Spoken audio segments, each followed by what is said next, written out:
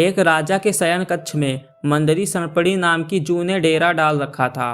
रोज रात को जब राजा जाता तो वह चुपके से बाहर निकलती और राजा का खून चूसकर फिर से अपने स्थान पर जा छिपती।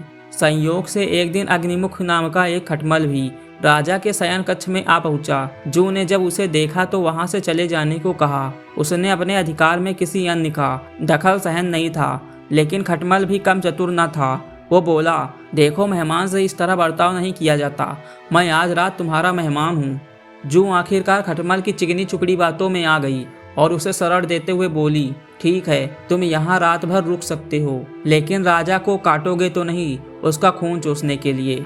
खटमल बोला, लेकिन मैं तुम्हारा मेहमान हूँ, मुझे कुछ तो दोगी खाने के लिए, और राजा के खून से बढ़िया भोजन और क्या हो सकता है। ठीक है, जू बोली, तुम चुपचाप राजा का खून चूस लेना, उसे पीड़ा का आभास नहीं होना चाहिए। जैसा तुम कहोगी बिल्कुल वैसा ही होगा। कहकर खटमल शयन कक्ष में राजा के आने की प्रतीक्षा करने लगा। रात ढलने पर राजा वहां आया और बिस्तर पर पड़कर सो गया।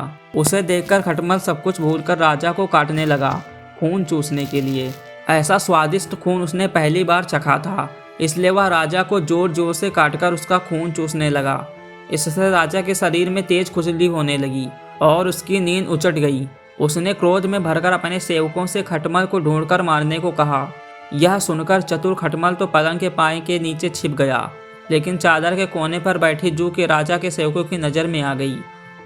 उन्होंने उसे पकड़ा और मार डाला। शिक्षा, अजनबियों पर कभी विश्वास न करें।